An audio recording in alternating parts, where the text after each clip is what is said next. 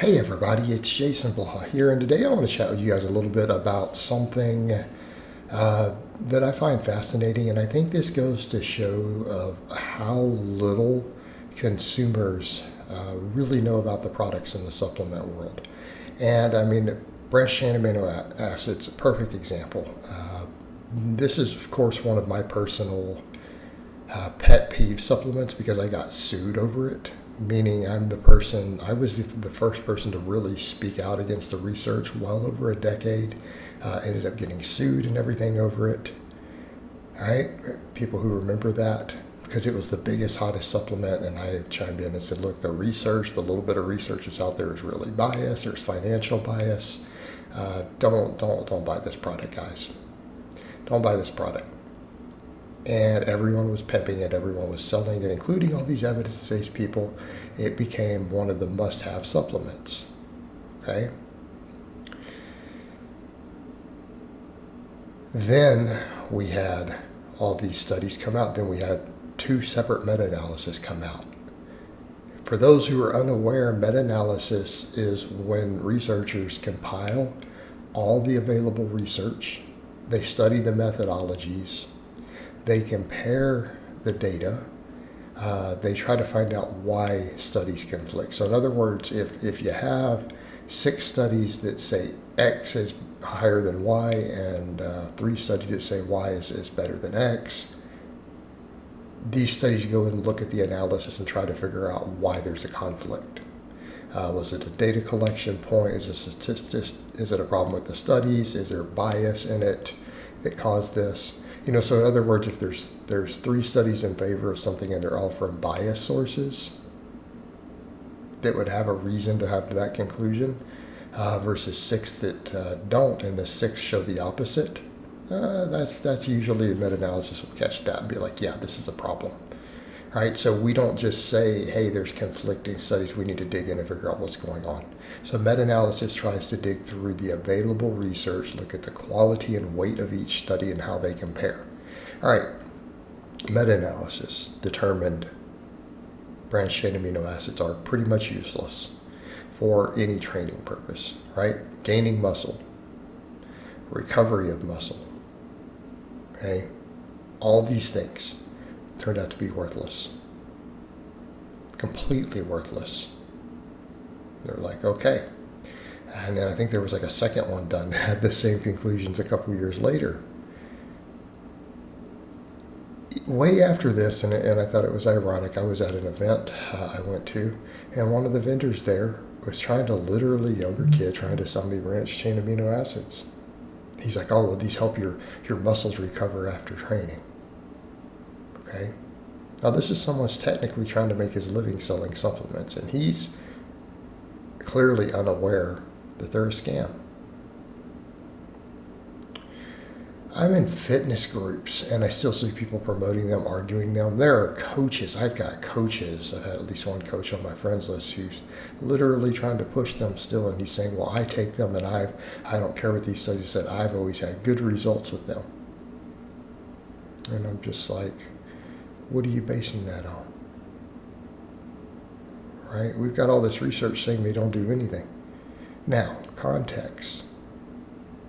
This coach is an enhanced lifter. And that's usually something that's also fascinating. When you're using gear and then you claim that an over-the-counter product, you see a real benefit from it, how much are you deluding yourself? Because it's generally suggested by even the people who promote supplements, the researchers who do, that they'll never be comparable. Like, how would you even be able to tell? You throw a supplement into the mix of the potent real stuff, you're really going to be able to tell the difference. And even funnier when there's no difference they can even detect in the lab. Right? Come on. But you look into all these groups, and I see groups on social media, fitness groups. People are like, oh, I'm buying this branched chain amino acid. Oh, it got wet. Is it ruined? Is it safe to take? Is it going to impact my gains from it? And there'll be some people, of course, who chime in with, well, yeah, I mean, they're worthless, right? No, there's no reason to take them. And then other people will argue with them. It's like, really? Are we really having this conversation?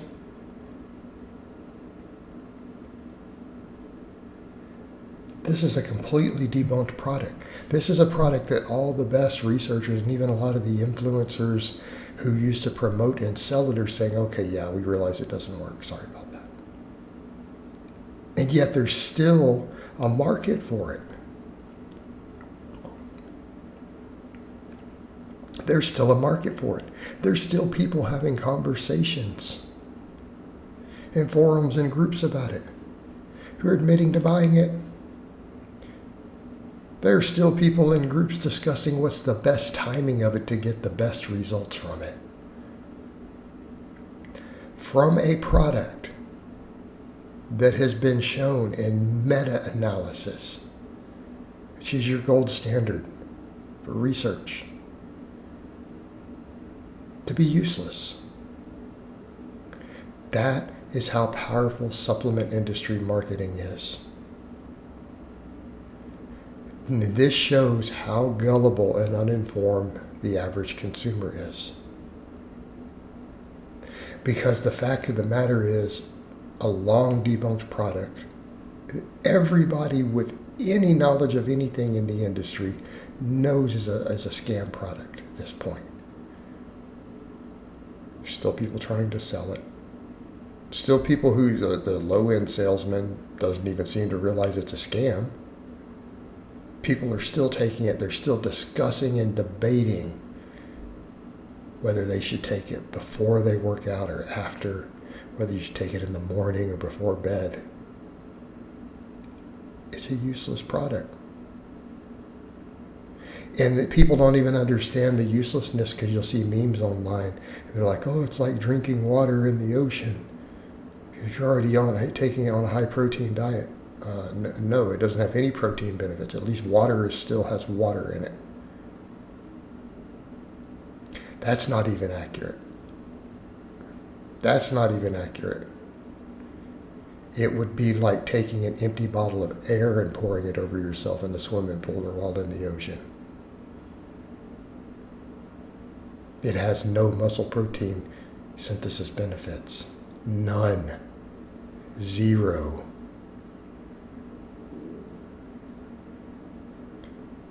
Right?